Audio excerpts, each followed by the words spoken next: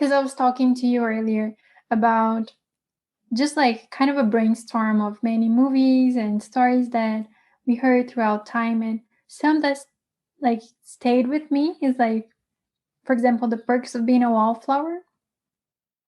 Probably a lot of people know because it was a well-known book and movie. But I think that was like a very good example of a teenage story, like a coming of age story thing that feels real, and it doesn't feel super, like plastic or constructed or anything like Mean Girls. Mean Girls, you know, it's not a real story. It's something very exaggerated, but I think Perks of Being a Wallflower has this sensibility to it. I believe that's why we don't really like comedy, because it doesn't seem so real, when it's more Emotional, you can relate to them, emotional and not so on your face, you kind of have to think about it. You kind of have to notice the details to really make sense of the story. Yeah, it's much nicer, I think, when it's more complex. Yes. And The Perks of Being a Wallflower, it's a really nice one. I also liked it. And it makes us realize that, maybe people around us, they're passing through a hard time and we don't even notice. Like Charlie was. Charlie, right? Yeah, Charlie.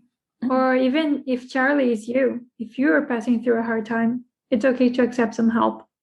And, counting on other people and having friends is really crucial.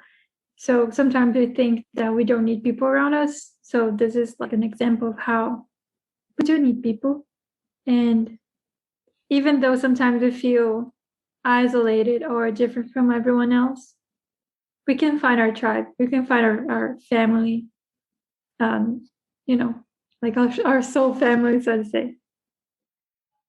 And I think it's a beautiful story because it shows how everyone is so, unique and so perfectly wrong, I would say.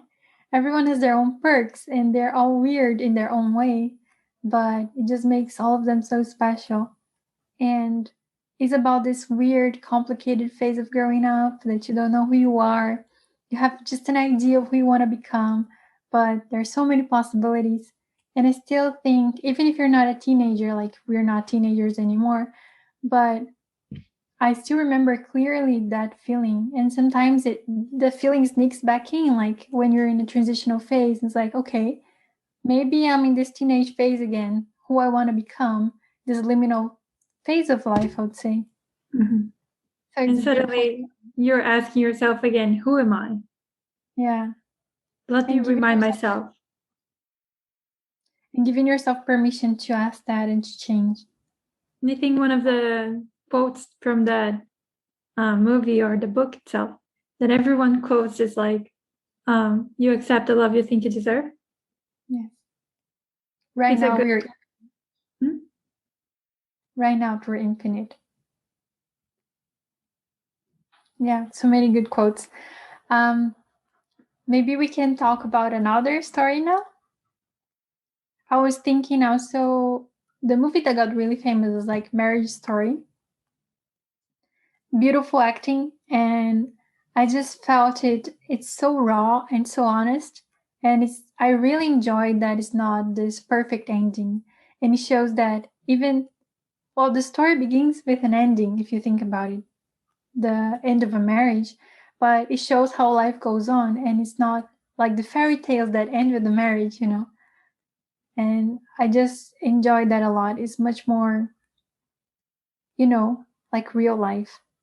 It's a vulnerable story, and you can see the raw characteristics and the raw personality of both of them, of the couple, right? And even the child, you can see how a family is so interconnected and there are so many things involved in a divorce. And I think it was really interesting how sometimes even in your own life, you lose control over the situation.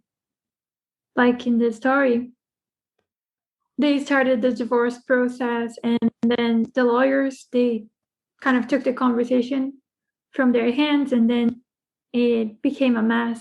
But they were not wanting to have a divorce like that from the first place.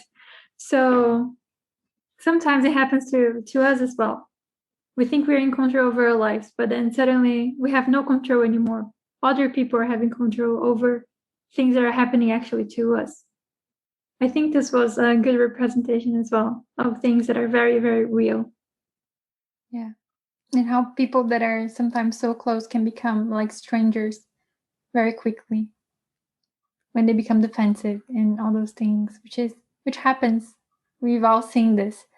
And yeah. But I think it's so easy for it to happen because if you really like someone and you're with that person for a long time, you're open and vulnerable, right? You can be easily hurt. So that's why people become so defensive and, hate and love, they're almost together. Because if you're not careful, you have that person, so vulnerable in your hands that you can easily hurt them. So that's why it's important to think that in every relationship, you're responsible as well. You have to be responsible for your actions and for the other person as well, because they are being, super open with you. I agree. So that's one lesson we can see from stories as well.